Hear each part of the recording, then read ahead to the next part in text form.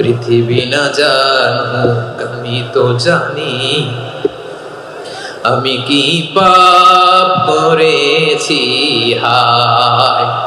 আমার পাপের করলে বিচার, বাঁচার আমার নাই উপায়।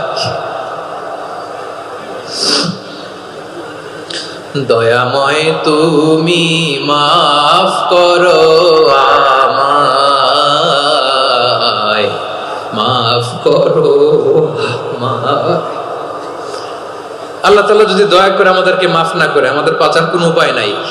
আপনি কি ভেবেছেন আপনার নামাজ দিয়ে আপনি জান্নাতে যাবেন? আপনি তাহাজ্জুদ গুজার, সেজদা দিতে দিতে কপালে দাগ ফেলেছেন, এটা আপনারা জান্নাতে নেবে না।